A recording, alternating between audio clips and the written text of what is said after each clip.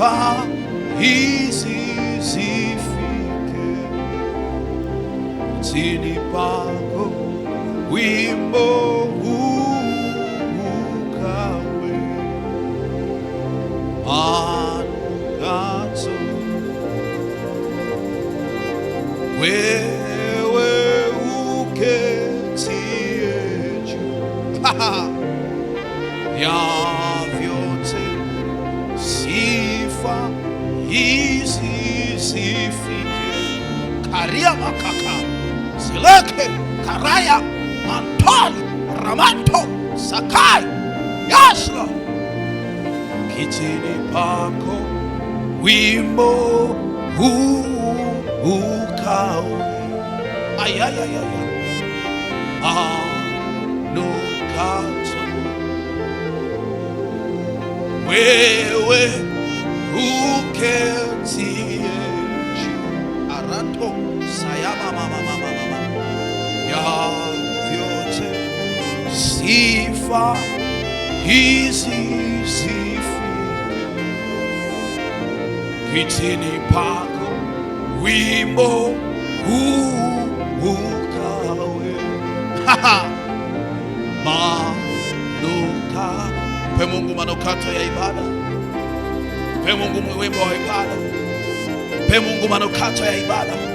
Manukato ya ibada. Manukato ya ibada. Manukato ya shukrani. Vile unashukuru ndivyo unampa Mungu manukato ya ibada. Ibada yako ya shukrani. Ibada yako ya shukrani. Ibada yako ya shukrani. Katika mambo yote, katika mambo yote Mungu anabaki kuwa Mungu. Katika mambo yote Mungu anabaki kuwa Mungu. Katika mambo yote karama shakapata shelelelelelelele. Katika mambo yote, katika mambo yote ari kapa rato sayanta kalia mantoli ramanta simante kayanto.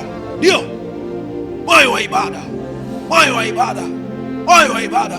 Yeye aketie juu ya fedha, yeye aketie juu ya mali, yeye aketie juu ya kila kitu, yeye aketie juu ya ndoa, yeye aketie juu ya mifugo, yeye aketie juu ya kila tunachokihitaji. Yeye aketie juu, yeye aketie juu, yeye aketie juu. Mpe Bwana ibada, mpe Bwana ibada. Mwambie Bwana, ibada yangu ikawe manukato, ikapendeze mbele zako kama sadaka ya Abili, ikapate kibali mbele zako kama sadaka ya Abili, kama sadaka ya Abili, kama sadaka ya Abili, kama sadaka ya Abili. Ari ya masakata rapapapapapa anabasoke paladosa rantosaka. Ukisema sisi ndio wale tunaopiganiwa na Bwana, lazima ujue ya kwamba ibada yako ndio inafanya mbingu zinafunguka kukupigania. Ibada yako ndio inafanya mbingu zinafunguka kukutetea. Ibada yako ndio inafanya mbingu zinafunguka kuleta matokeo. Ibada yako ndio inaleta uzima. Ari kara saya. Inawezekana wakati mwingine hata fedha una hata fedha ya kutoa, una hata namna unaweza toa sadaka, lakini unaweza kufungua kinywa chako ukamwambia Bwana, we uketie juu. Aya kapapapa. Wakati umepata fedha, wakati umepata kazi, wakati umepata habari njema, unaweza tu ukafungua kinywa chako ukamwambia Bwana, wewe uketie juu ya vyote, sifa hizi zifike. Arima kaparados rakali ya maseke parado simaya antoke rima kataya mato rapaya katoli ya mashike tai. Kitini pako, sifa hizi zifike. Kitini pako, wimbo ukawe manukato. Wewe uketie juu ayayayaya ya vyote, sifa hizi zifike. Kitini pako, wimbo ukawe karima saya kata. Wanaojua wakiinuliwa na Bwana ndio wanaweza kulielewa. Wanaojua ya kwamba kuna mahali walishindwa wakatafuta msaada na watu wakakosekana. Kuna wakati kuna watu waliotazamia wanaweza kukuvusha mahali, lakini unajua ya kwamba ni Mungu tu alikuinulia msaada. Hao peke yao ndio wanaweza wakaelewa maana ya wimbo huu, ya kwamba yuko aketie juu ya vyote.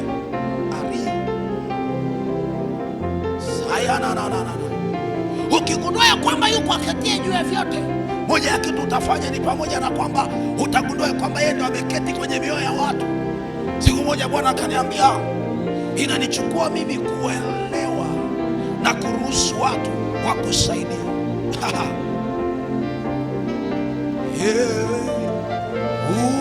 Uketie juu ya vyote, sifa hizi zifike, my God, hitini pako.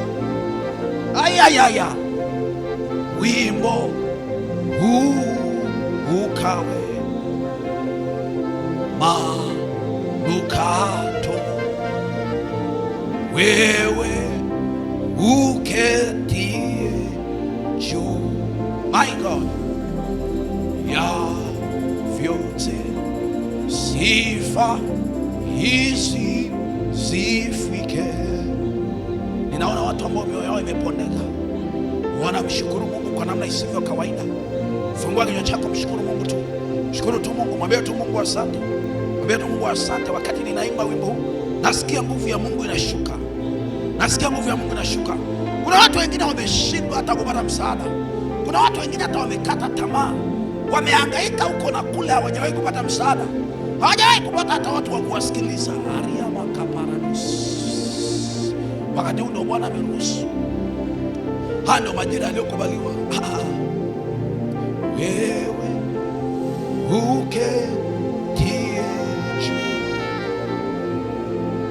ya vyote, sifa hizi zifike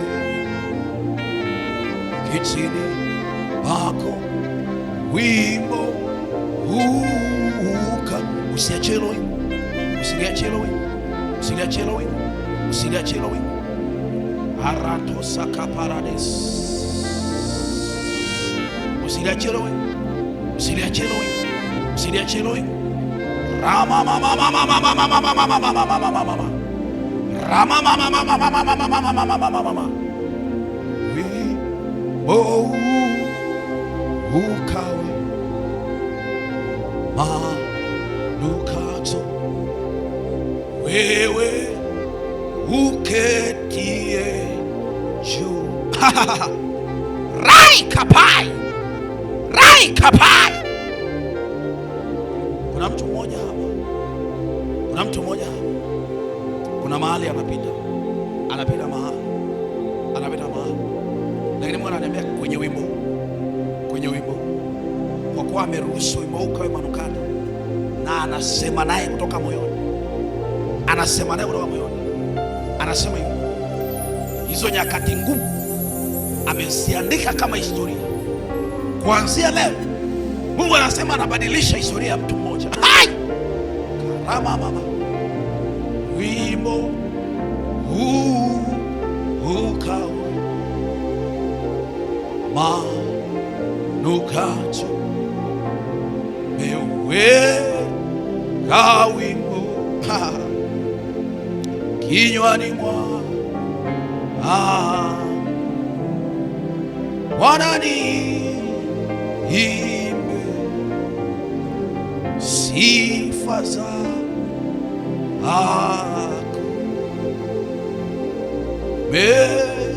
umeniumba ili nikuabudu na kuabudu na kuabudu. Kaya makaparanus. Kuna watu wanasikia nguvu hivi ninavyoimba na ninasikia nguvu inanitoka. Kuna watu wanafatwa na hii nguvu, haijalishi uko wapi.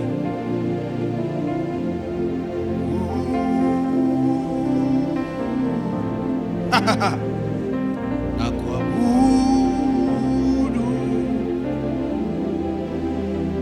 arima kaparados, arima kaparados. Wewe ambaye unaweza kusema na ukagundua kwamba ni yeye amekuweka hapo, angalia nyakati ulizopita, angalia watu uliokutana nao, angalia mambo uliokutana nao.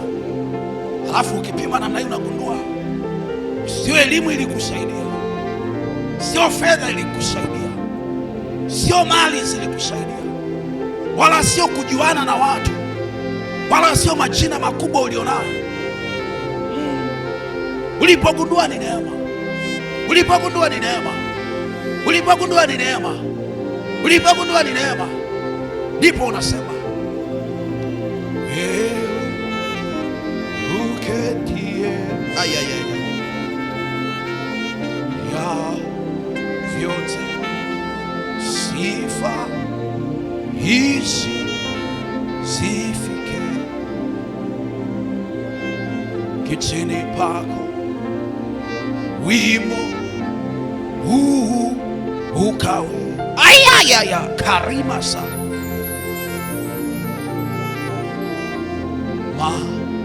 Manukato harakapapapa rakapapapa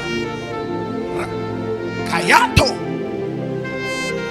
Kuna watu Mungu ananiambia naandika majina yao upya. There are people here, kuna maombi wanaomba, ni maombi ambayo mbingu zinaniambia yalikwisha kujibiwa, lakini shetani aliwahamisha akawatoa kwenye mstari. In that time, my God, my God, my God, Mungu anasema anaanza kuandika historia mpya, kwa sababu umeamua kusema hivi, wimbo huu ukawe manukato.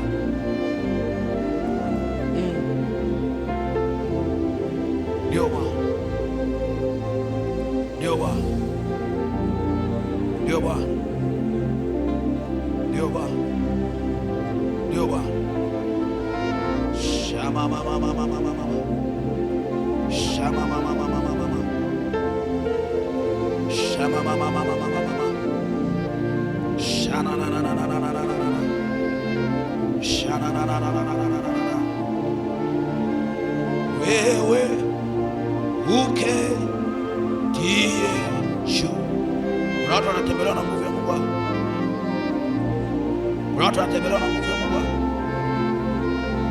Kuna watu wanatembelewa na nguvu ya Mungu, na natamani sana iwe ni kiu yako, kwa sababu Mungu huwatembelea watu wenye kiu.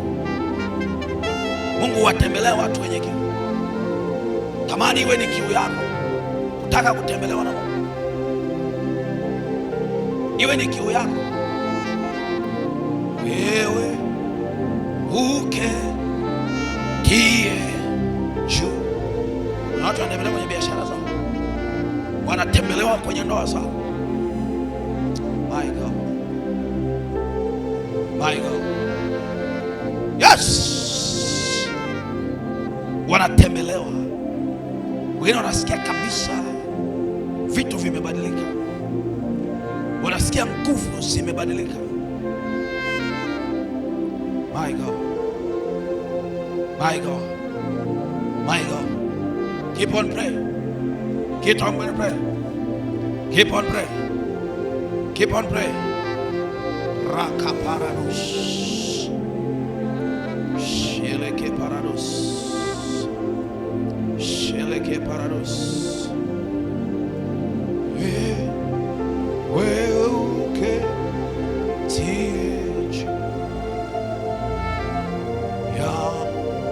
Vyote sifa hizi zifike, my God,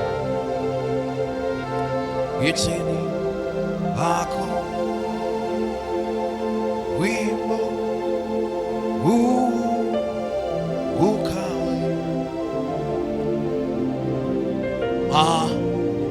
manukato,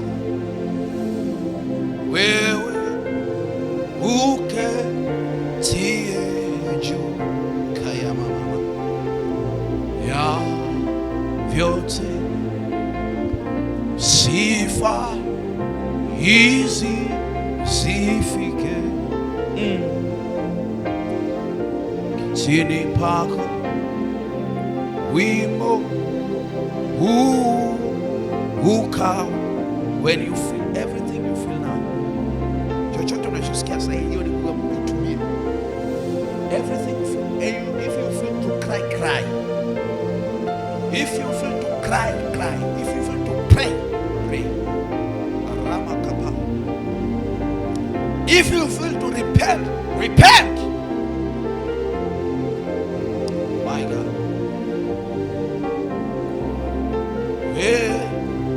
Wewe uketie juu. Kuna wingu hapa sio la kawaida. Kuna neema inatembea hapa sio ya kawaida. Kuna uwepo unatembea hapa sio ya kawaida. Kuna neema inatembea hapa sio ya kawaida. Furaha ya kuwepo imani mwa Mungu sio kusikia tu kile Mungu anataka kusema. There are time tunapata nafasi ya kujimaliza kwa kadiri ambavyo tunajimaliza, ndivyo tunapata nafasi ya kujua makusudi yetu. My God. My God. My God. If you feel to cry, cry now. Don't say I'm crying later. This is your time. Guys, they never talk twice. God speaks once. God speaks once. It's not twice. God speaks once. My God. My God. My God. Sikufikiria kama leo tumeona uwepo mkubwa namna hii. Sikufikiria kama leo tumeona uwepo mkubwa namna hii. Mbingu zimekaa wazi kusikiliza watu wake.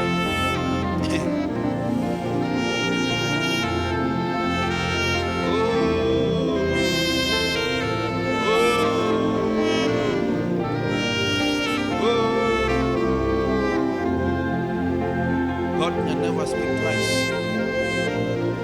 God can never speak twice. God can never speak twice. God speak once. God speak once. God speak once. God speak once. Use this chance. Don't miss. Don't miss this opportunity. Don't miss. Tell God everything you need to tell. Cry to God every time you need to cry. Okay? Don't look at people. People, they can never help you. My God. When you cry, because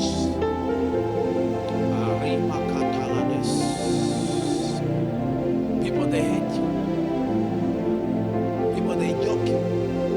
But when you cry to God, they bless and He give you answer. Cry to God.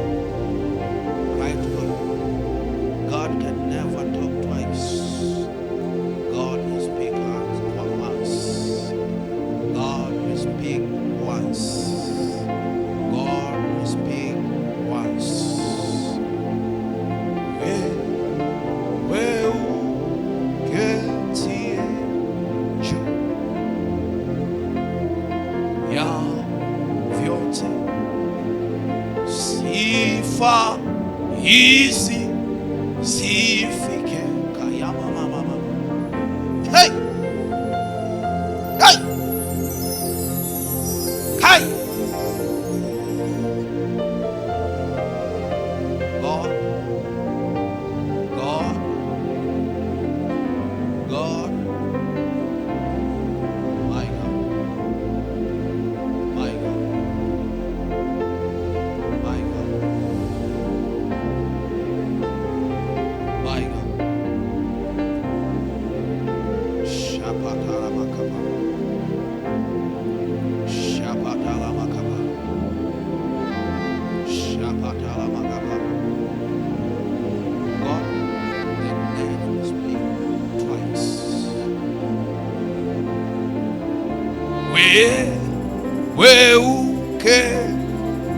Tie juu.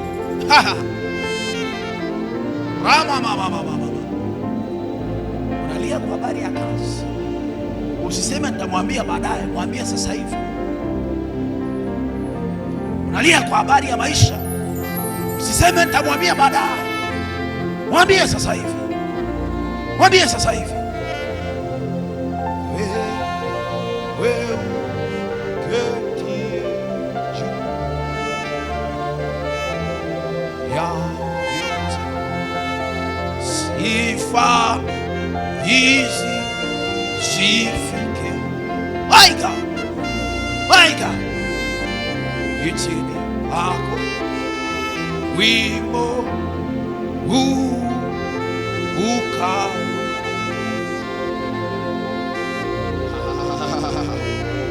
Kama kuna watu wanaelewa ili wimbo linalotembea, mimi natamani tuwe mmoja wapo wanaoelewa ili baadaye uwe na ushuhuda. Kai kai kai kai,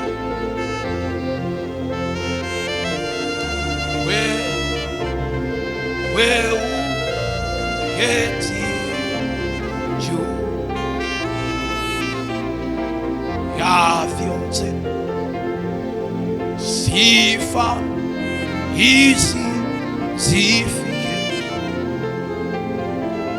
kitini pako, wimbo huu ukawe manukato.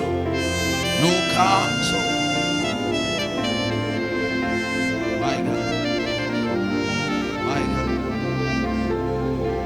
my God, my God. Elewa majira, elewa majira.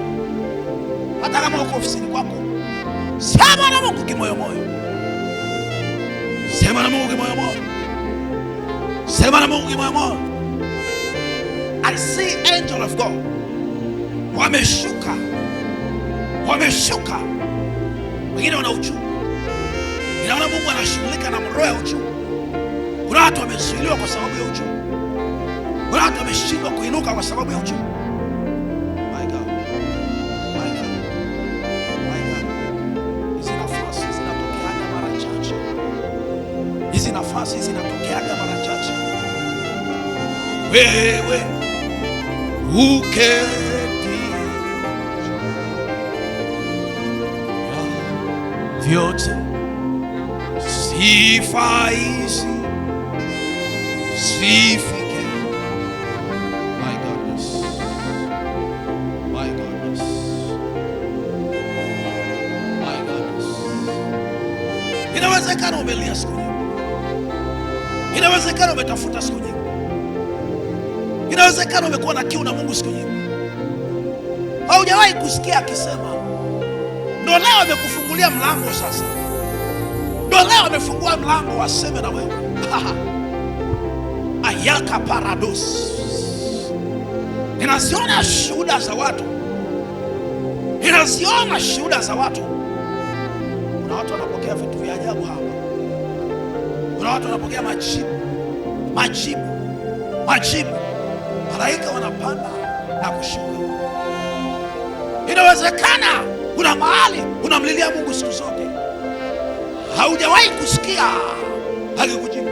Ni kama amekaa kimya, ni kama amekaa kimya, ni kama amekaa kimya. Leo ninaona mageti yanafunguka, mageti yanafunguka. Wewe uliyeko hapa omba, unanifuatilia YouTube omba, unanifuatilia TikTok omba, mahali popote, mahali popote, mahali popote.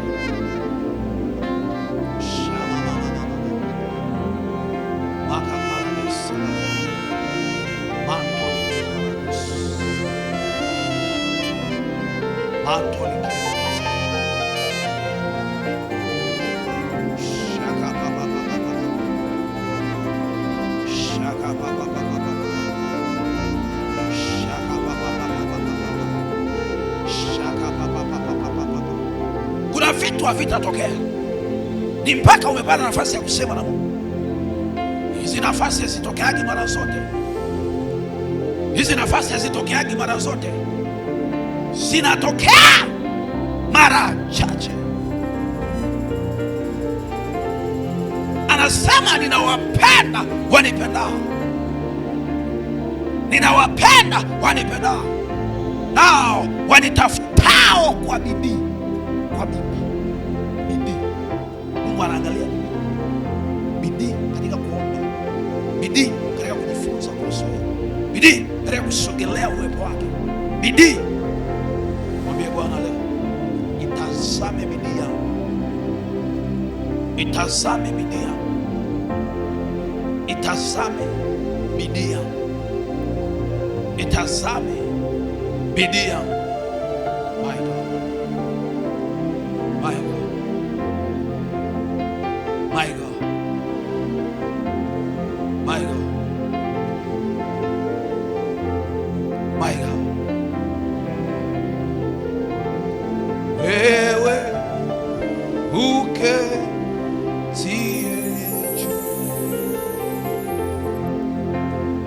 ya vyote, sifa hizi zifike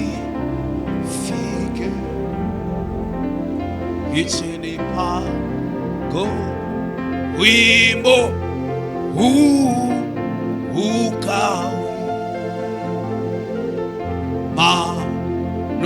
manukato. Weka wimbo kinywani mwangu, Bwana niimbe arika parados, sifa zako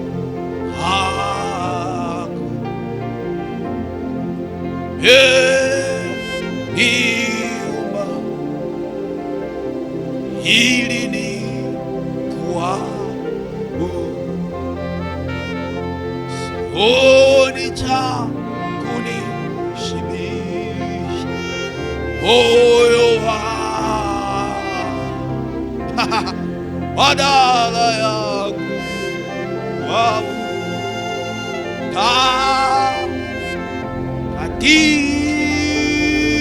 takatifu. Wewe uketie juu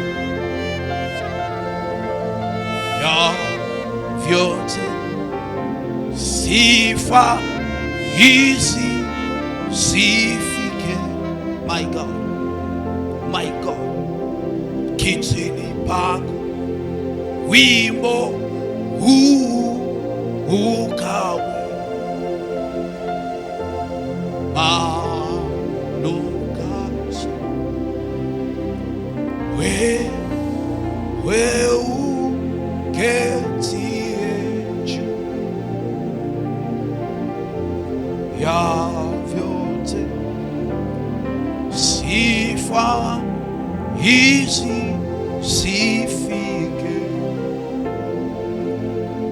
kitini pako, wimbo huu ukawe. My God, my God, my God, my God, manukato. Wewe uketie juu karanureke baranusamanda limanekari ratulia kaparanusikamando ya vyote, sifa hizi zifike kitini, wimbo huu ukawe manukato.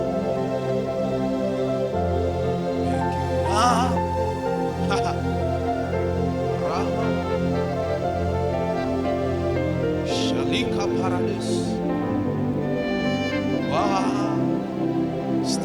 wastahili. Uliacha enzi yako na mamlaka yako mbinguni, kashuka kutukomboa. Oh, wastahili,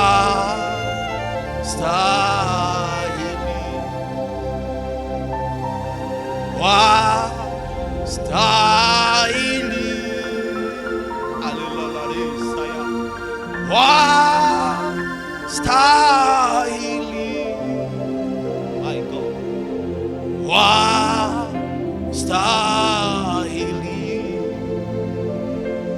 wastahili, wastahili, wastahili,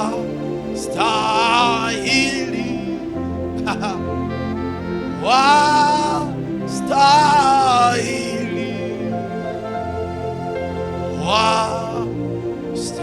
wastahili, wastahili.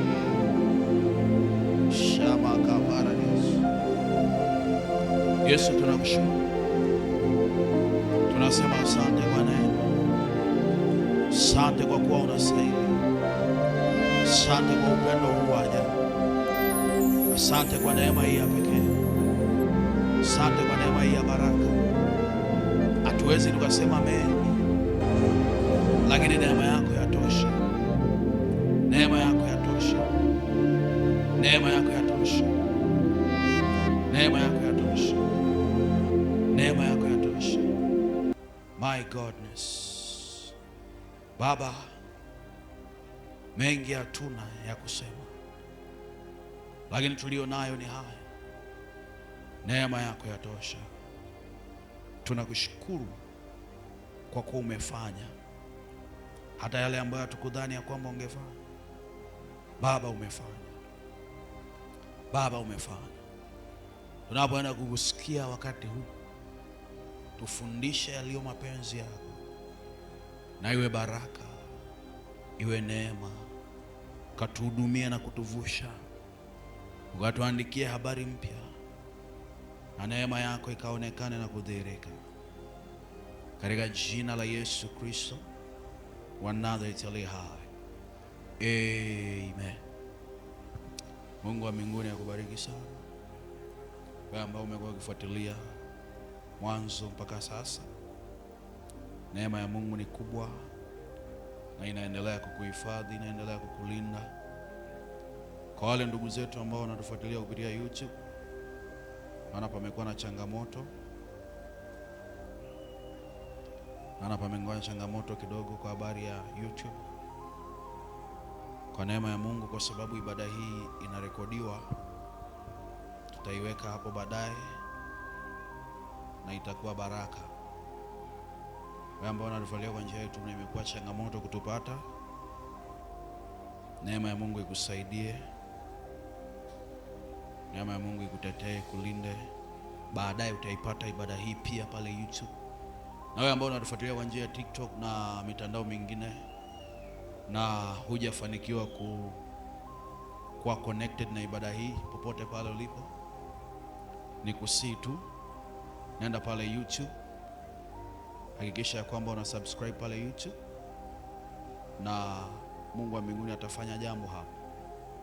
Kila tunapokuwa tuko ibadani, wakati mwingine tunakuwa live za dharura, basi inakuwa baraka. Unakuwa umepata nafasi nzuri kabisa kwa ajili ya kuendelea kubarikiwa na kuendelea kumwona Mungu akifanya. Bwana Yesu asifiwe sana. Wakati tunaendelea kujaribu kuangalia nini kifanyike ili YouTube irudi hewani,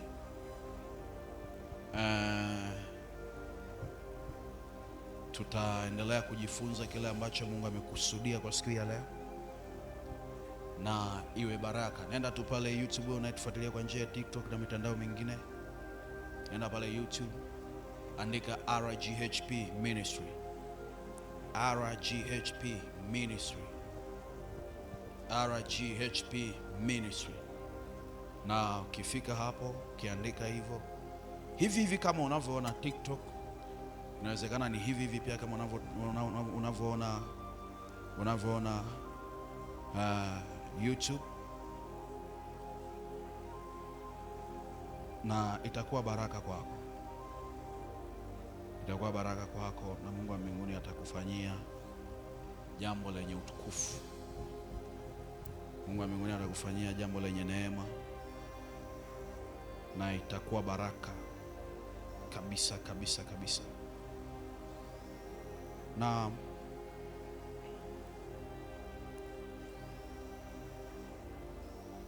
wakati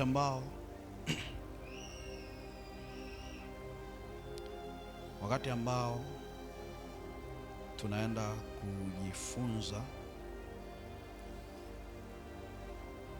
kujifunza kile ambacho Mungu amekiruhusu. Ninatamani sana hii neema isikupite. Kwa hiyo ambayo unatufuatilia mahali popote pale,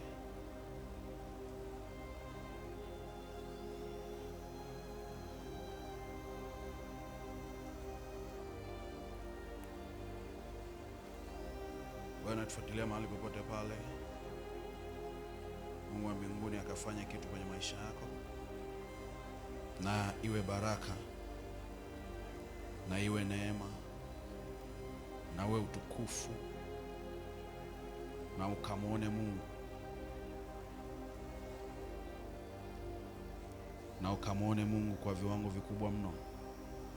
Bwana akajionyeshe katika maisha yako. Bwana akajionyeshe na kujitambulisha katika maisha yako, na ikawe neema. Ikawe neema isiyokuwa na kipimo. Ikawe neema isiyokuwa na kipimo. Ikawe neema isiyokuwa na kipimo, na asiwepo mtu wa kuizuia neema yako. Haleluya. Mungu wa mbinguni akubariki sana.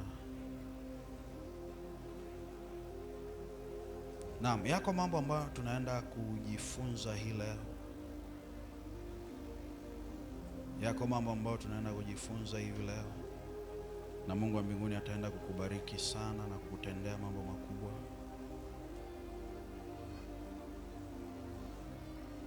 Mungu wa mbinguni ataenda kukufanyia mambo makubwa, na kwa kweli ninachokijua, mawazo ya Mungu kwetu sio mawazo madogo madogo. Sio mawazo madogo madogo. Ni mawazo yenye udhihirisho sio wa kawaida. Ni mawazo yaliyobeba matokeo yasiyo ya kawaida.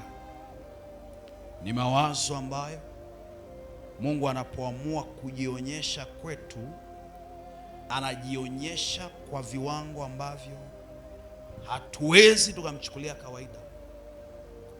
Na ukiona jambo lolote ambalo lipo kwenye maisha yako na kuna namna ni kama haliendi sawa sawa, moja ya kitu ambacho unapaswa kukiangalia haraka sana ni mahusiano yako na Mungu. Mahusiano ya mtu na Mungu ndio yanaamua. Mahusiano ya mtu na Mungu ndio yanaamua nini kifanyike wakati gani. Inawezekana hata wakati mwingine ni vita mnapigana. My God. Inawezekana hata wakati mwingine uko kwenye vita, upo kwenye mchakato, upo kwenye kupigana. Unachohitaji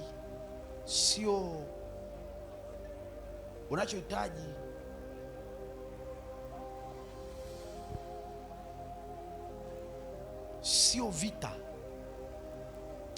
Unachohitaji sio kushindana, kwa sababu unaweza ukashindana na katika kushindana usipate, sio nikwambiaje, katika kushindana unaweza usipate nafasi ya kushinda, na sio kwa sababu hauna wa kukushindania, no, ila kwa sababu tu unachoshindania nacho haujapewa nguvu ya kukishinda.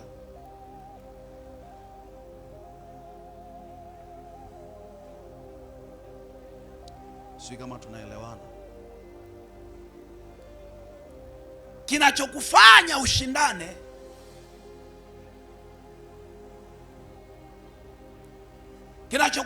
ushindane sio vita, na kinachokufanya kushinda sio nguvu ulizonazo katika kushindana. Kinachokufanya kushinda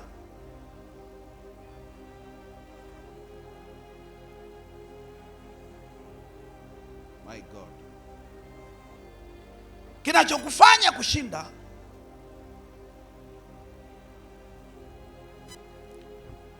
sio nguvu unazojua kuomba sana, ni mahusiano baina yako na Mungu. Maana mahusiano baina yako na Mungu yanakusogeza mahali ambapo neema hupatikana, na ikiwa neema inapatikana hapo, moja ya kitu ambacho utakipata kirahisi ni nguvu ya kushinda. Kwa nini? Kwa sababu yeye Mungu hututumia msaada wa kushinda wakati ambapo hatuwezi kushindana, na hata wakati mwingine uhakika wa kushinda hatuna. Watu wa Mungu, watu wa YouTube, mtanisamehe leo, nimejaribu kujitahidi, naona kama naondoka kwenye uwepo hata kwa namna. Now, kuna vitu vichache hapa ambavyo ni lazima upambane navyo. Moja ya kitu ambacho ni lazima upambane nacho ni kuhakikisha ya kwamba unakaa kwenye kusudi, ni kuhakikisha kwamba hauondoki kwenye neema.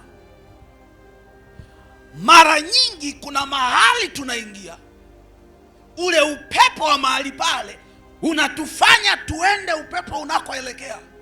Kumbe kuna wakati hatutakiwi kwenda upepo unavyotaka tuende, ila tunatakiwa kulazimisha upepo ufuate yale ambayo tumewekewa kuyafuata. Sasa kuna wakati mwingine tunashindana na upepo, kuna wakati mwingine tunaingia kwenye vita, kuna wakati mwingine tunaingia kwenye ushindani, kuna wakati mwingine tunaenda kupigana na vitu ambavyo hatuwezi kupigana navyo wala hatuwezi kushinda. Eti kwa nini? Kwa sababu tumelemewa kiwango fulani cha nguvu. Nisikilize nikwambie, kinachokusaidia kushinda sio nguvu ulionao.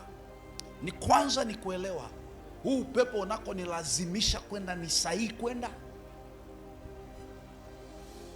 My God. Hebu tufungue kitabu cha Mathayo. Tuanzie hapa kwenye kitabu cha Mathayo, ile sura. Tuangalie sura chache hapa.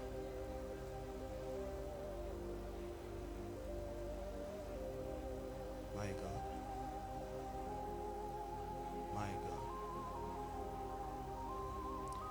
Tuanzie sura ile ya 4. Mathayo ile sura ya 4. Tuangalie, na ndani kuonyesha vitu hapa ambavyo vimewaondoa hata watu wengi kwenye mstari, kwenye ishu ya kumtumikia Mungu. Nafasi za kumtumikia Mungu ama watu kukaa kwenye ushindi. Nisikize nikwambie, hakuna mtu ambaye amepandwa kwenye nafasi ya kumtumikia Mungu alafu Mungu asimbariki. Tatizo ni kwamba watu wengi tumepandwa kwenye nafasi na hatujajifunza kusimama kwenye hizo nafasi. Upepo ulivyokuja tukalazimisha kutembea na huo upepo. Kwa wakati mwingine tunashindana na upepo, sema upepo, wewe haujanijua vizuri. Nisikize nikwambie, kwenye ishu ya upepo haihitaji kumjua Mungu ama kutokumjua Mungu, ila kinachohitajika ni wewe kujua neema ambayo Mungu ameipanda ndani yako. Ukishajua neema ambayo Mungu amekupandia na ameiweka kwenye maisha yako, moja ya kitu ambacho utafanya ni kuto kushindana na vitu ambavyo havistahili kushindana navyo. kwa sababu kuna vitu ambavyo unashindana navyo vinakupotezea muda, na mwisho wa siku sio kukupotezea tu muda, vinakuchosha.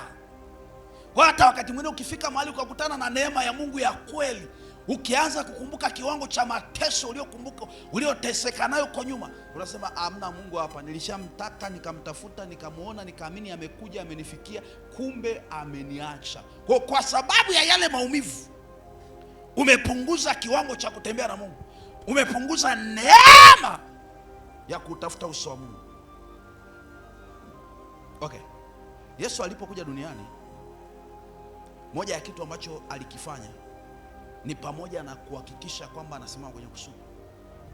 Na hii nataka nikuonyeshe, kwa sababu hakuna namna ambavyo wewe utakuwa mtakatifu kiwango cha kumshinda Yesu, kiwango ambacho kitamfanya shetani asikusogelee. Nataka nikuonyeshe kwamba si nguvu. Biblia inasema nikaje nikaona jambo chini ya jua, ya kwamba si wenye mbio washindao. Naomba tafuta ili andiko. My God, nataka tafuta ili andiko. Si wenye mbio washindao. My God.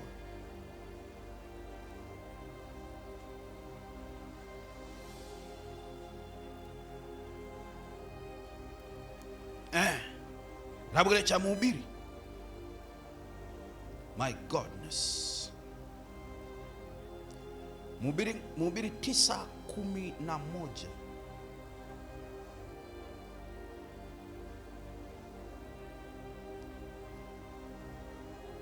Mhubiri 9:11.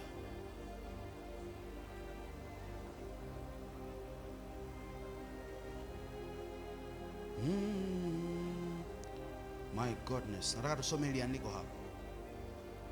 Mhubiri ile sura ya 9 mstari wake wa 11. Neno la Mungu linasemaje? Neno la Mungu linasema hivi.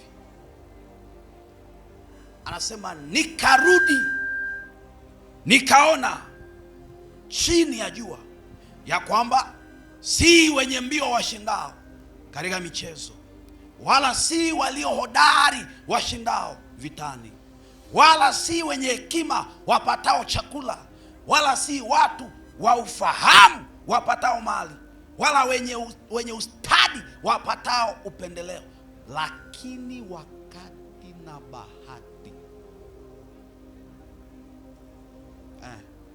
Yaani kuna majira unaweza ukadhani ya kwamba bidii ulionayo ndio imekuweka hapo.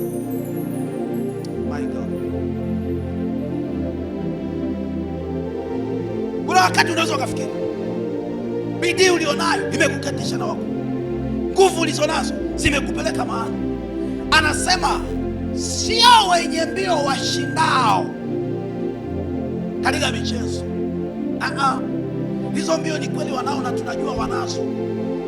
Huo uwezo wa kukimbia wanao, hata sisi tunajua wanao. Neema ya kukimbia wanayo, na sisi tunajua. Lakini sio mbio ziliwafanya wafike hapo, kwa sababu tunawajua wenye mbio kuliko wao.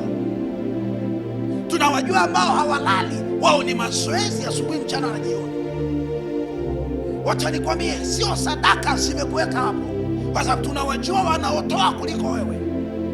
Sio mikesha wala sio maombi imekuweka hapo, kwa sababu tunawajua wanaokesha kuliko wewe. Tunawajua wenye haja na Mungu kuliko wewe.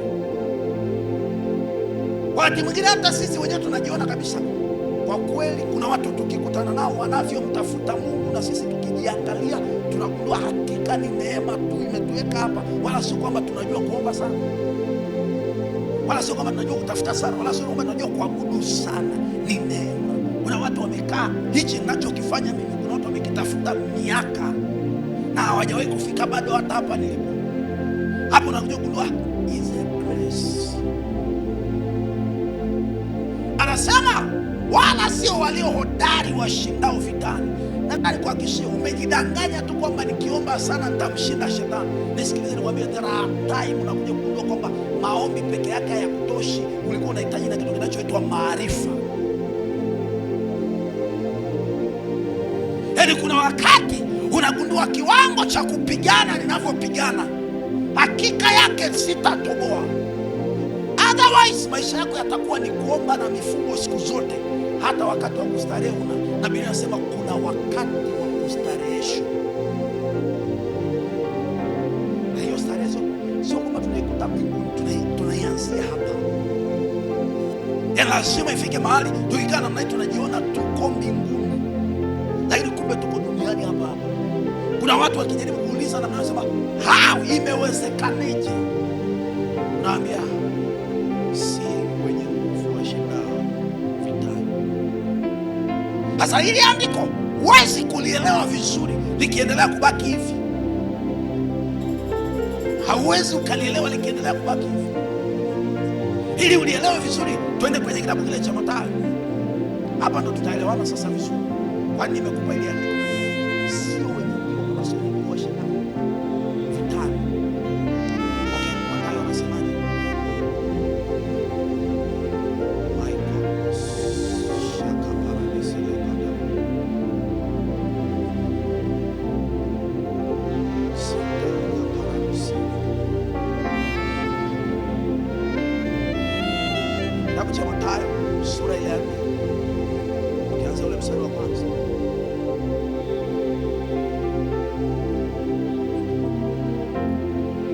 Tuanze ule mstari wa kwanza, tuone kitu hapa ambacho Mungu anakionyesha. Mstari wa kwanza anasema,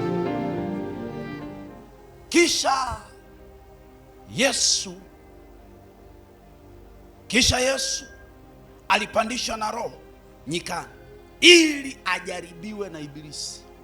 Naomba ujue kitu hichi, hauwezi kusafiri katika safari ya wokovu ikiwa haujajaribiwa. Kama ambavyo haujafaulu shule uliosoma tangia la kwanza mpaka hapo ulipofika, haujawahi kufaulu bila mitihani. Kama ulisoma darasani ukapewa mitihani na ukafaulu, ndivyo ilivyo kwenye ufalme wa Mungu. Lazima yafike majira ya kuchukuliwa na kupitishwa katika nyika. Na katika nyika hii, hapa ndo utajua ya kwamba Mungu ananipenda ama anipendi. Na hapa kwenye hizi nyika ndo zinatuambiaga tumekuja duniani kufanya. Unajua kuna watu wananiulizaga maswali, Pastor, how can I do my purpose? Nawezaje kujua kusudi langu? Nisikilize nikwambie. Nyakati nzuri zitakazo kujulisha kusudi. Nyakati nzuri zitakazo kujulisha kusudi. Sio nyakati za kustarehe. Nyakati nzuri zitakazo kujulisha kusudi ni nyakati ngumu.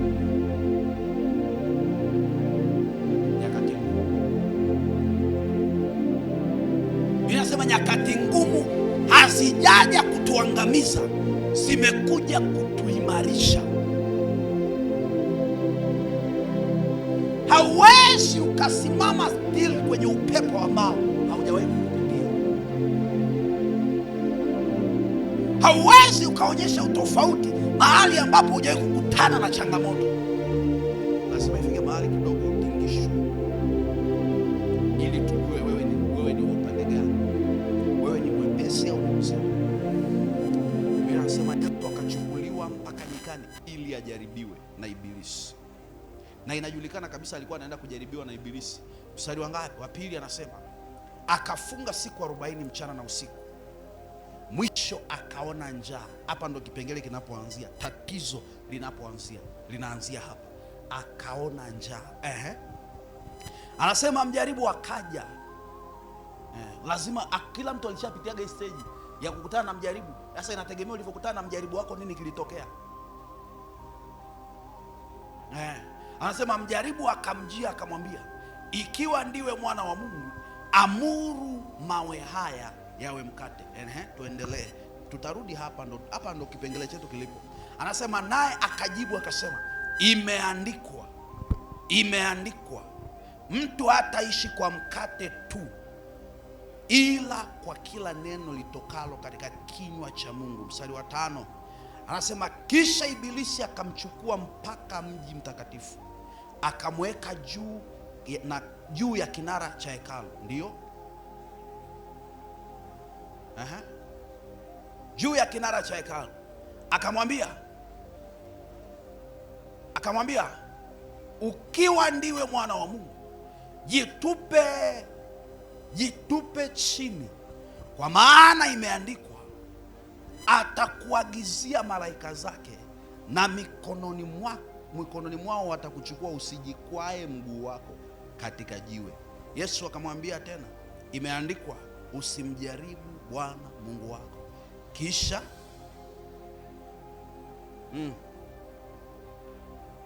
akasema mstari wa 8, kisha Ibilisi akamchukua mpaka mlima mrefu mno. Leo nataka nikuonyesha kitu cha ajabu kwenye ile andiko. Inawezekana unalisomaga katika hali ya kawaida tu. Anasema Ibilisi akamchukua katika mlima mrefu mno, akamwonyesha miliki zote za ulimwengu. Anasema akamwambia, haya yote nitakupa ukianguka na kusujudia. Ndipo Yesu akasemaje? Ndipo Yesu alipomwambia, nenda zako Shetani, kwa maana imeandikwa, msujudie Bwana Mungu wako, umwabudu yeye peke yake. Hapa ndo hichi kitu ambacho nataka nikuonyesha hapa. Hichi kitu ambacho nataka nikuonyesha hapa. Ukianza hapa juu kwenye mstari, ukianza kwenye mstari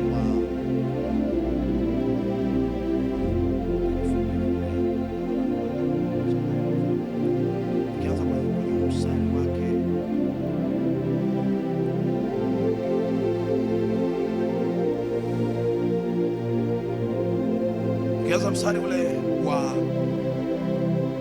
3 anasema hivi, jaribu akamjia akamwambia, ukiwa ndiwe mwana wa Mungu,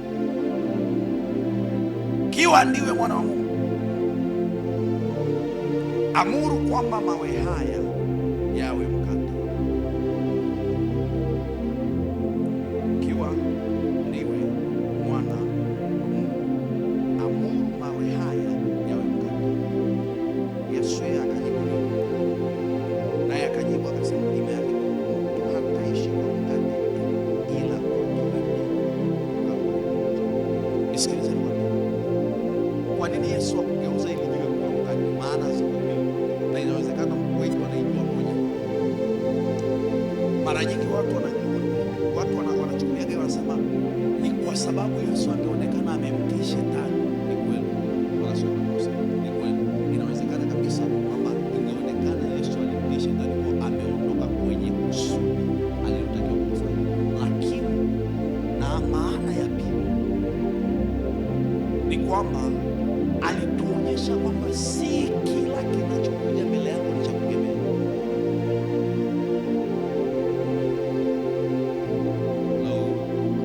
Sio kila kinachokuja mbele yako ni cha kufurukata nacho. Kuna vingine inabidi ifike wakati uviache viende, vipite, viondoke, baki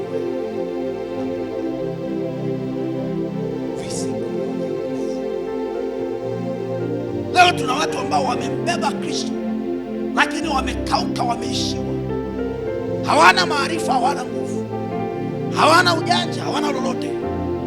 Wameshafika mahali wamemchukia hata Mungu. Kwa nini? Kwa sababu kila kilichokuja mbele yao ni katika jina la Yesu.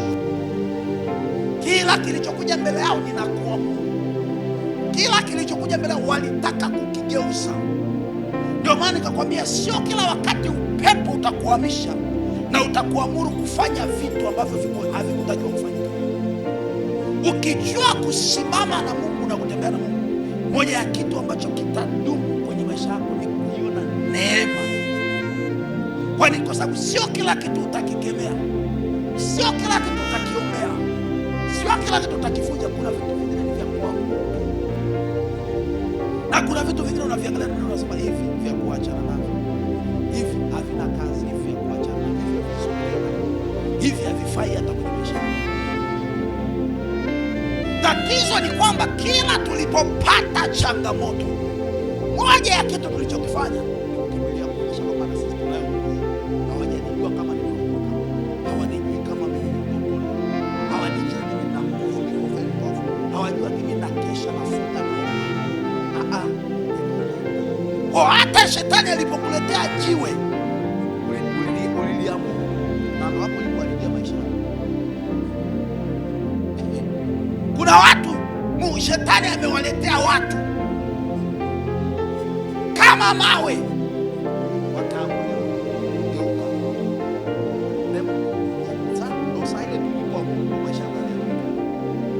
nguvu zako za ibada ziliharibikia pale, huduma yako iliharibikia pale, karama yako iliharibikia pale, mafuta yako yaliharibikia pale.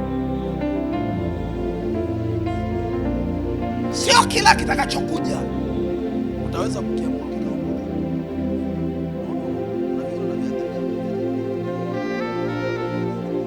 Na kuna wakati ukigundua kwamba ulishakosea, hauhangaiki.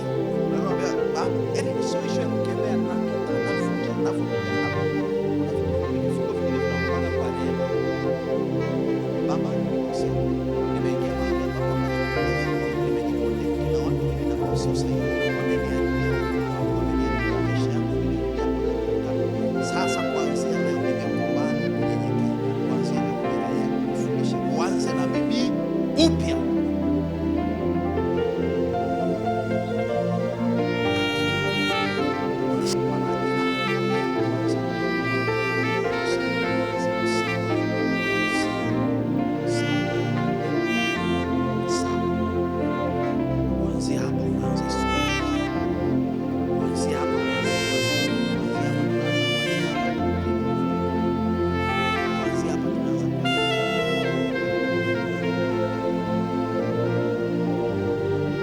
Kuanzia hapa tunafungua habari, sio kwa wakati huu ambao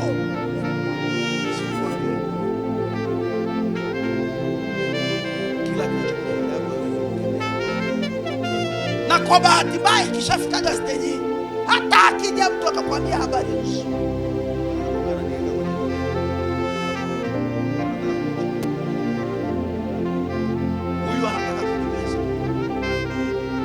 huyu Yesu akaangalia, namba 1, mimi nimekuja kubadilisha watu, sijaja kubadilisha mambo. Kwa maana hiyo Yesu alikuwa na uwezo wa kubadilisha yale mawe kuwa mkate, lakini alichokiangalia kwenye Biblia, kuna neno moja Yesu akasema, mimi sikuwapa chakula cha watoto, kuwapa nini? Kwa maana hiyo haikuwa na maana yeye kubadilisha yale mawe kwa mkate, haikuwa na maana, haikuwa na faida, haikuwa na jambo lolote ambalo lingemsaidia. Kama angebadilisha yale mawe kwa mkate, angetukana.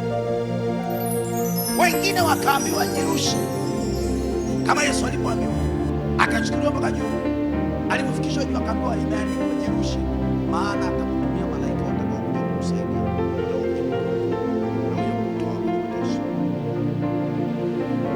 Wakristo wengi tumefika mahali tunajirusha, tunafika mahali tunakutana na changamoto, tunaona hatari, wakati mwingine tunaambiwa kabisa, aisee, hiyo ni hatari hiyo. Tukisema mimi na Mungu mwenye kujua, wewe utakuja kuwa Yohana Mbatizaji na kuonyesha unakatwa shingo na Yesu ni Bwana. Yaani unaanguka chini tu, tunakuzika na Yesu bado ni Bwana, hapungui hata kidogo. Unarusha tii, unaanguka. Unajirusha tii, unaanguka. Unajirusha tii, unaanguka. Kila mtego unaokuja unapaswa kuelewa.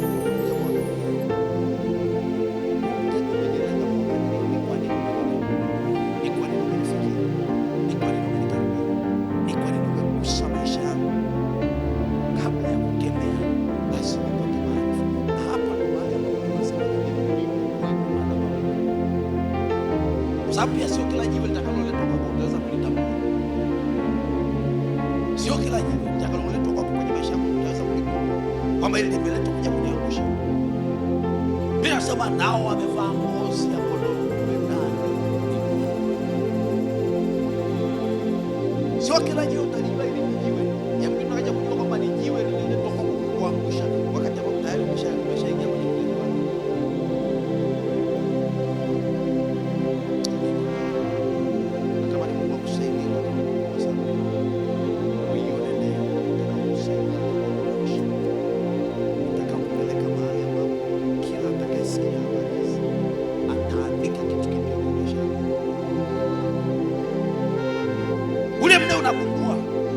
Kwani mara ngapi unakutana na watu wasema, nilipokutana nao walikuwa watu sahihi, nilipokutana nao niliona kabisa ni watu wanaonifusha, ni watu wanaonisaidia. Hakika yake baadaye nakuja kusema, yani ningejua kumbe ndio ilikuwa hivi, nisingewahi kuruhusu wengine kwenye maisha yangu, nisingewahi kumsogeza kwenye maisha yangu, nisingewahi kufanya hivi,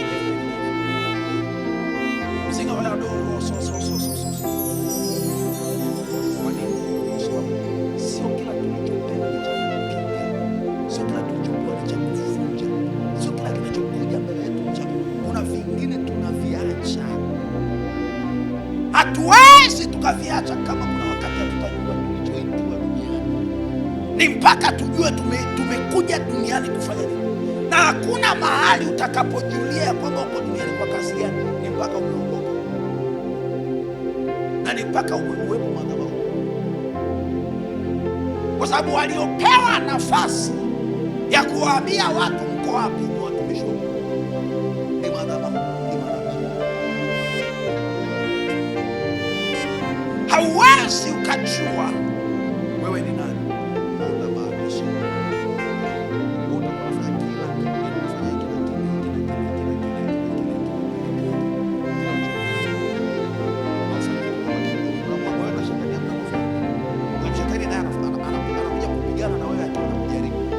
haji kupigana kwa sababu kwa bado ni. Yaani ngoja nikwambie kitu hivi.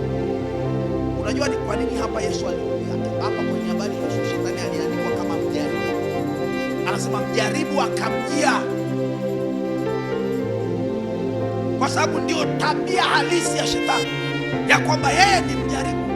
Hana uhakika wa kumpiga mtu na kumshinda. Anayeamua kupigwa na kumpa shetani ushindi ni wewe unayempiga.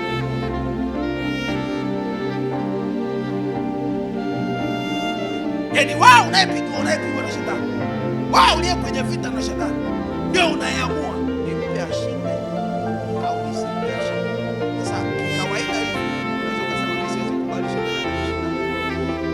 Ndio sasa sina mpango wa kushinda. Lakini nadhani kwa kushinda unaenda kuendea kwa Mungu ile ile kanisa. Demo umeenda kuamka pale anakuambia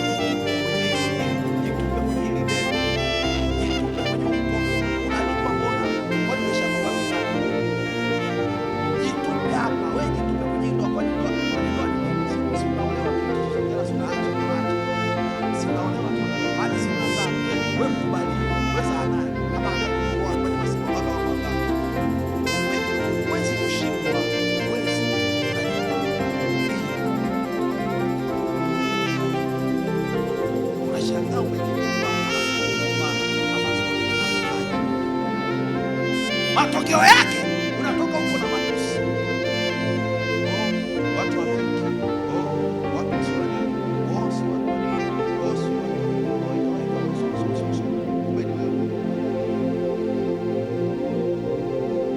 Ninawapenda sana baadhi ya wanangu ambao wananyenyuanga simama, tuna mpango kufanya biashara hii na hii, tusaidie, tuombe, wameturuhusu.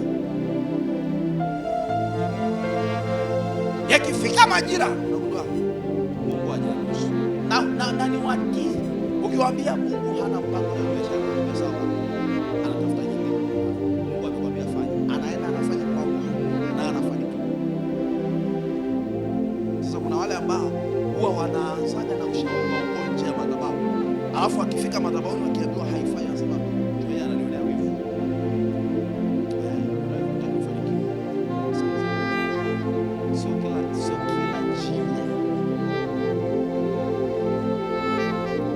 Nataka niwahakikishie hapa, shetani alimpeleka Yesu zaidi ya sehemu almost karibu 4. Ukisoma vizuri na nadhani amempeleka wapi? Amemwambia jiwe ikashindikana, akamwambia mkate, akamwambia jiwe ndio mkate, ikashindikana, akamwambia ajirushe, ikashindikana, akamwambia fedha, ikashindikana, akampeleka juu ya kinara cha taa, akamwambia kila kitu, akamwambia sijapewa nafasi. Kwa maana nyingine ni nini? Kila mahali utakapomdhibiti shetani anafika mahali anakushika. I remember that lakini kila wakija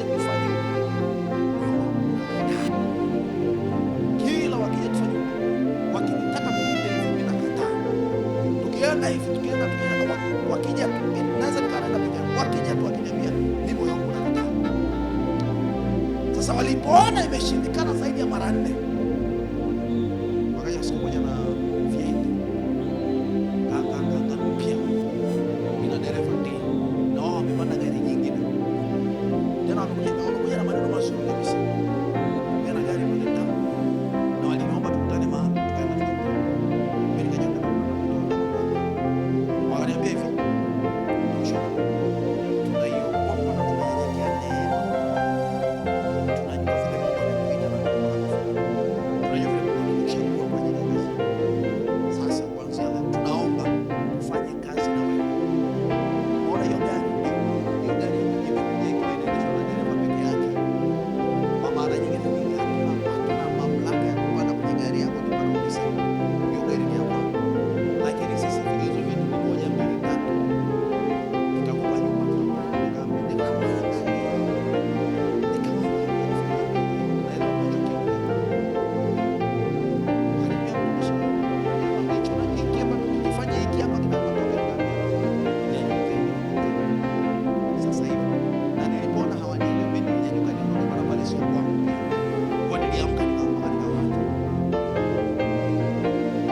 maana yake ni kama ningewaelewa nyakati zile za kubadilisha jiwe kuwa mkate,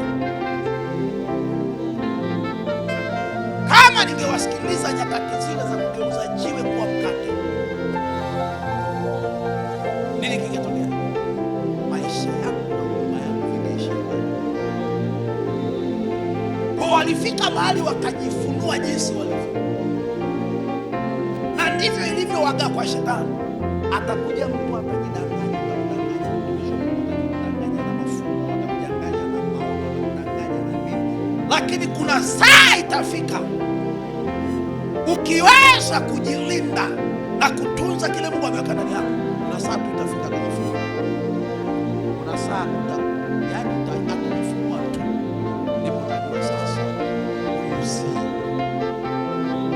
amekuja mtu ni mchumba na utaanza vizuri.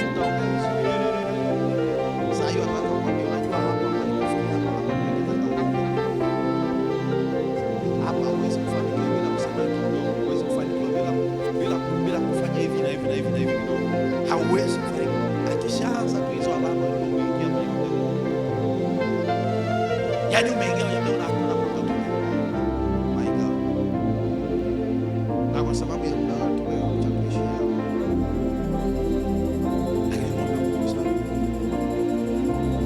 Mimi nitakuongoza maombi machache kutoka kwenye chombo. Na baada ya haya maombi, kuna kitu lazima uende ukafanya. Na natamani iwe ni usiku wa leo. Natamani iwe ni usiku wa leo. Maombi yako usiku wa leo ni haya. Maombi yako usiku wa leo ni haya. Bebo, nimepoteza na kufanya mambo ambayo nimeyapoteza, lakini neema yako imenihifadhi haya. Ninaomba unirejeshe, nisimame upya, nianze safari ya kutembea.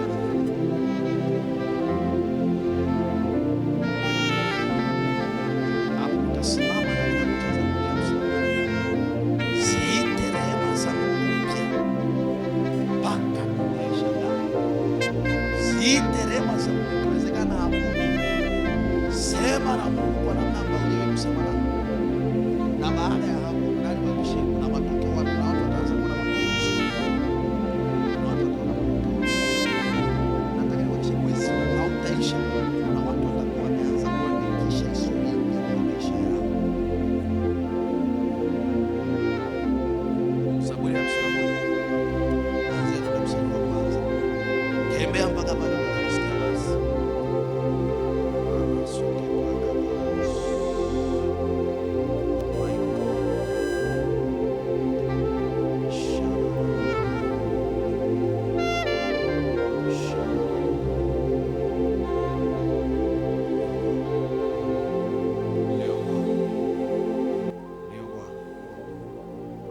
Kapala dosa kaplate.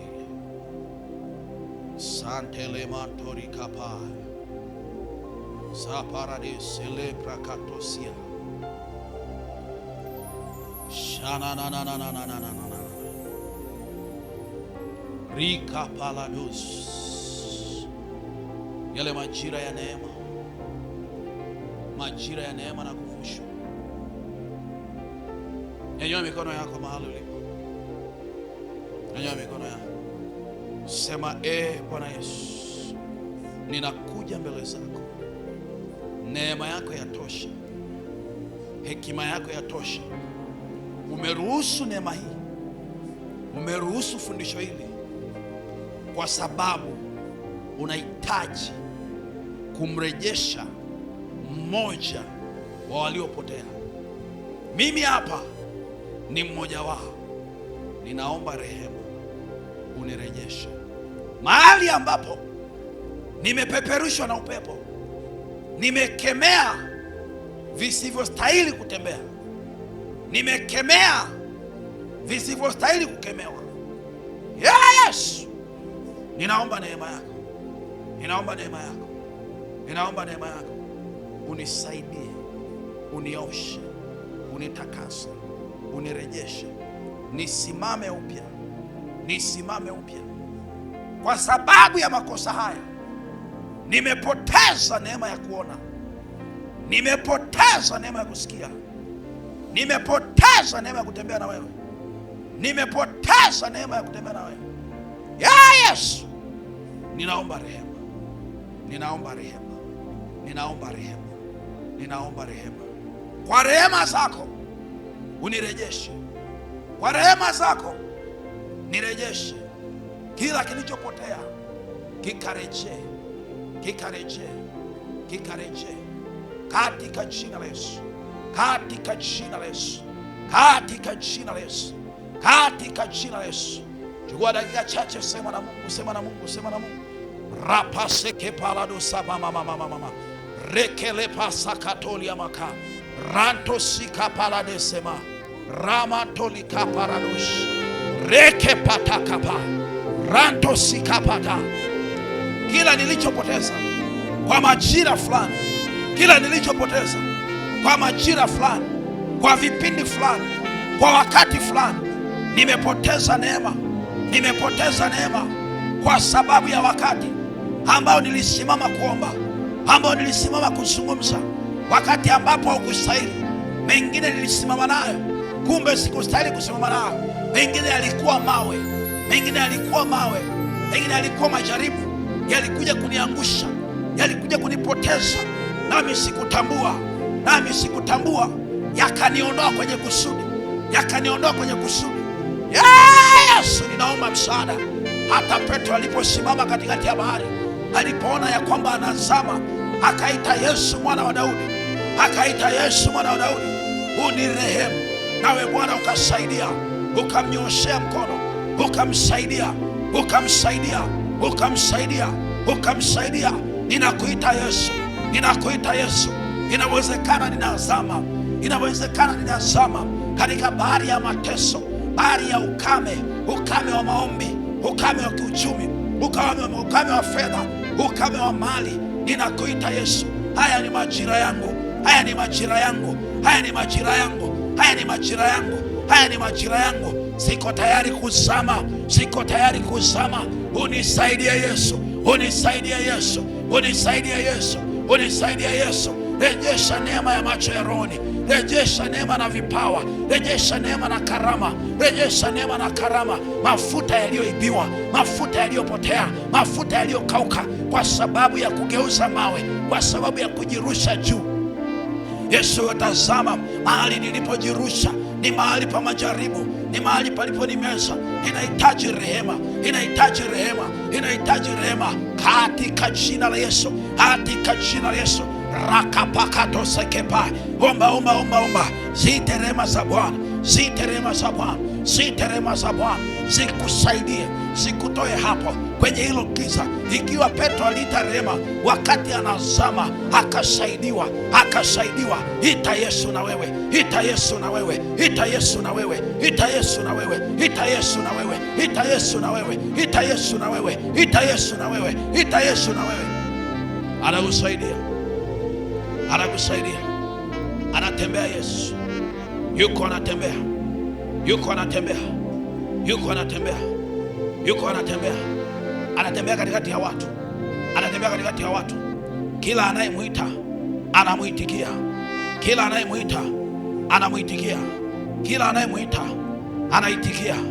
Shakapata dadadada, shakapata kaya mama, shapata tatatata. Yesu anaitika kwa ajili ya biashara yako, anaitika kwenye ndoa yako, anaitika kwenye familia yako, anaitika kwenye nyumba yako, anaitika kwa watoto wako, anaitika, anaitika Yesu, anaitika Yesu, anaitika Yesu, anaitika Yesu, anaitika Yesu. Raya kapai, raya kapai, raya kapai. Shana na na na na na na na, shana na na na na na na na na. Hiyo neema ya kuitikiwa, hiyo neema ya kuitikiwa, hiyo neema ya kuitikiwa.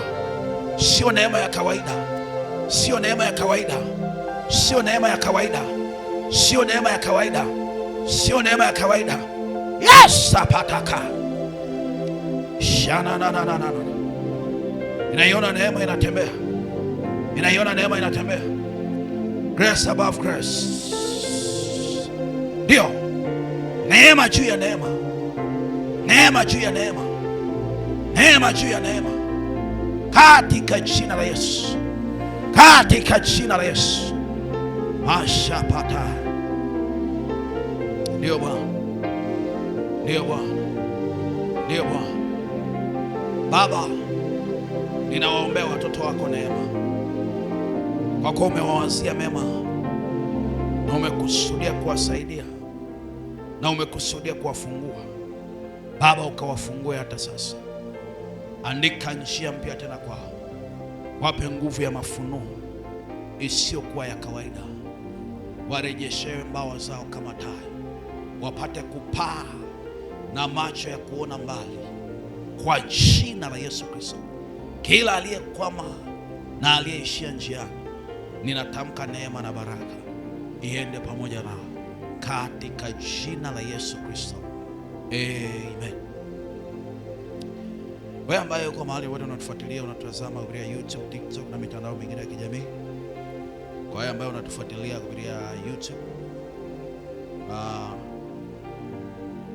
unaweza kutoa sadaka yako kupitia namba hii. Na kupitia sadaka hii mwambie Mungu, hii sio sadaka tu kwa sababu ni sadaka, lakini nimeambatanisha na maombi yangu ya kutoka mahali ambapo nipo, mahali ambapo nimekwama kwa muda mrefu, na aliyetumika kunizuia kwa sadaka hii, kwa sadaka hii.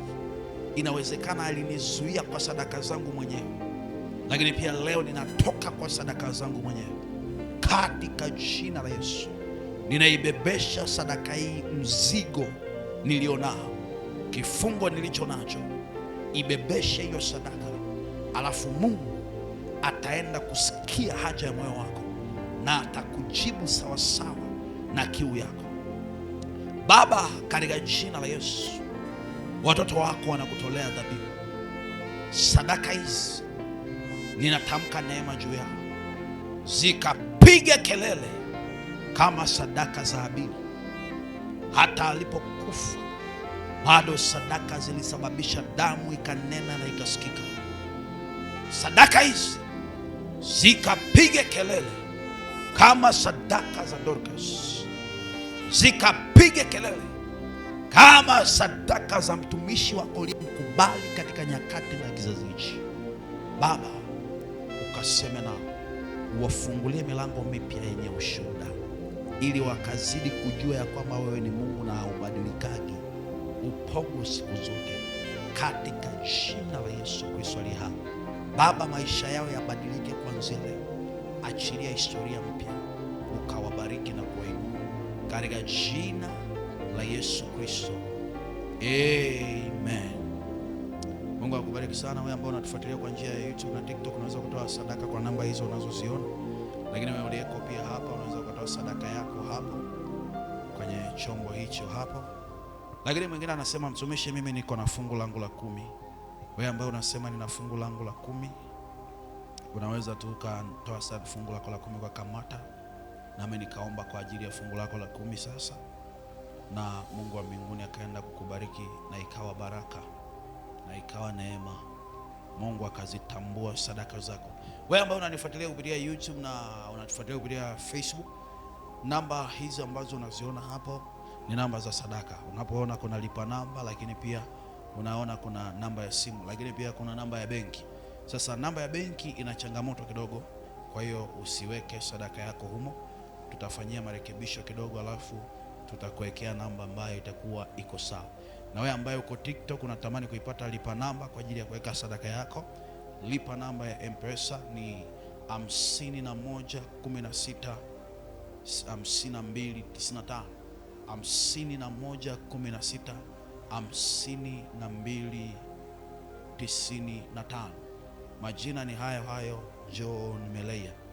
Wewe ambaye unatufuatilia kupitia YouTube na TikTok na Facebook, usiweke sadaka yako benki, kwa sababu kuna changamoto kidogo mpaka tutakapoiweka sawa, na tutakutangazia.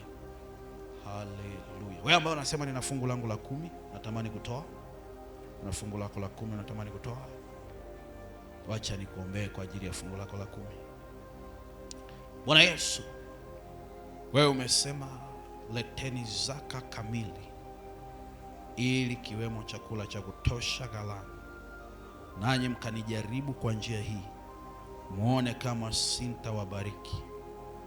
Bwana Yesu, kwa kuwa baraka zako ni kweli na ni amina, ninauliza baraka juu ya fungu la 10 la mtumishi wako katika jina la Yesu. Ninabariki kazi ya mikono yake, ninabariki mashamba yake, ninabariki familia yake, ninabariki nyumba yake, na chochote atakachokishika. Mikono hii imetakaswa na kubarikiwa kuanzia leo. Hata kuwa mtu wa kawaida, bali sehemu hii ya 10 itasimama na kumtetea, na itakuwa ushuhuda kwake katika jina la Yesu Kristo. Hakuna kupukutisha wala umaskini utakaotembea juu yake, bali neema yako itampigania na kumtetea katika jina la Yesu Kristo aliye hai, amen. Karibu utoe sadaka yako na fungu lako la 10, na Mungu wa mbinguni akubariki sana. Na wakati unaendelea kutoa sadaka zako hizo, mahali unapotufuatilia kwa nambari hizo ambazo unaziona hapo, wewe ambaye unaendelea kutoa sadaka yako na fungu lako la 10 mahali hapo unapotuona na kutufuatilia, na wewe uliyeko hapa sasa, nataka nikutamkie baraka za kikuhani na ukamuone Mungu akifanya kwenye maisha yako, na iwe baraka katika jina la Yesu Kristo. Haleluya. Ninakubariki katika jina la Yesu. Ninamimina nguvu za Mungu juu ya maisha yako, ukawe na wiki ya baraka na yenye ushindi. Kila atakayeshindana na wewe akapigwe. Neema ya kushinda iwe juu yako, neema ya kuanza upya iwe juu yako, neema ya kukushindia kila hatua iwe juu yako. Asiwepo yeyote atakaye kuangusha wala kukupoteza, bali neema ya Mungu ikafungue malango mapya, ukauone ukuu na utukufu wa Mungu, ukibariki maisha yako, na neema ya kustawishwa ikiongezeka kwako. Umaskini usiwe juu yako. Kila atakaye kulaani akalaaniwe, kila atakaye kubariki akabarikiwe. Ninaweka ukuta wa ushindi mbele yako, wala adui yako asiwe kuangusha wala kuweza, katika jina la Yesu Kristo, amen. Mungu wa mbinguni akubariki sana. Tutaonana tena wakati mwingine.